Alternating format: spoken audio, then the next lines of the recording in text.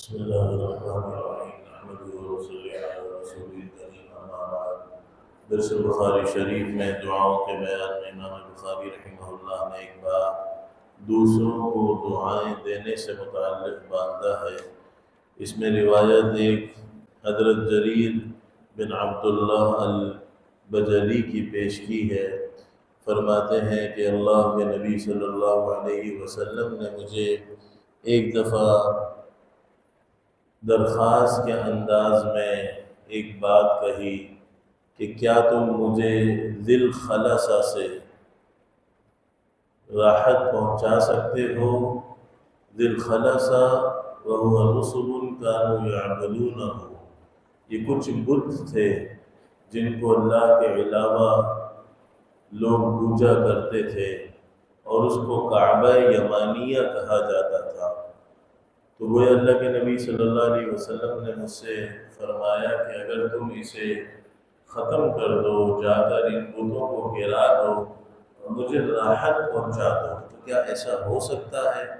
میں نے عرض کیا یا رسول اللہ، میں ایک ایسا شخص ہوں جو گھوڑے پر صحیح طرح سواری نہیں کر سکتا۔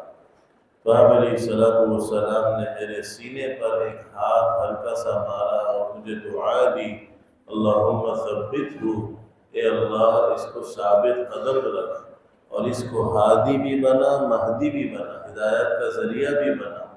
فرماتے ہیں میں بنو احمس کے 50 لوگوں کے ساتھ، اپنی قوم کے 50 جوانوں کے ساتھ نکلا، اور ایک روایت میں عصبہ کا لفظ ہے، چھوٹی سی جماعت تھی۔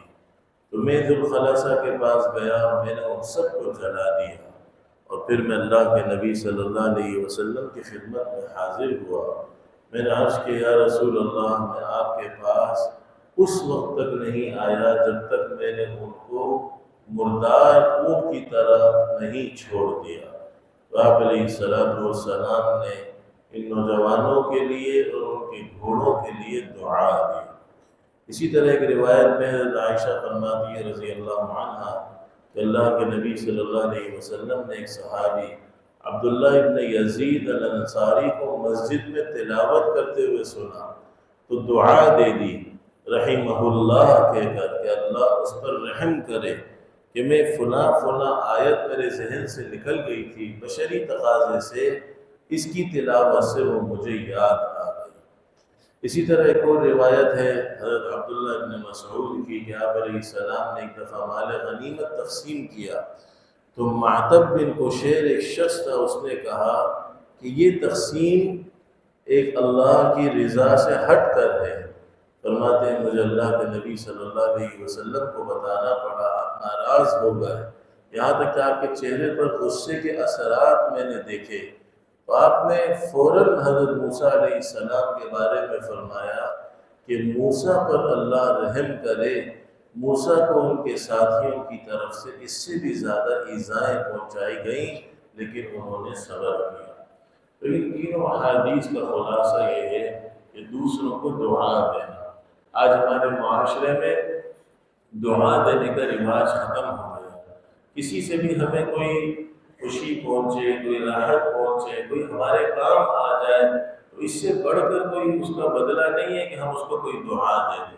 اللہ تمہیں خوشیاں نصیب کرے، اللہ تمہیں اولادوں کی خوشیاں دکھائے، اللہ تمہیں بیماریوں سے بچائے، رحمہ اللہ کا لفظ، اللہ تم پر رحم کرے۔ آج صرف یہ مرداروں کے لیے رہ گیا، کسی زندے کو اگر رحمت اللہ علیہ کہہ دو تو وہ ناراض ہو جاتا ہے، دعا ہے زندوں پر اللہ تم پر رحم کرے۔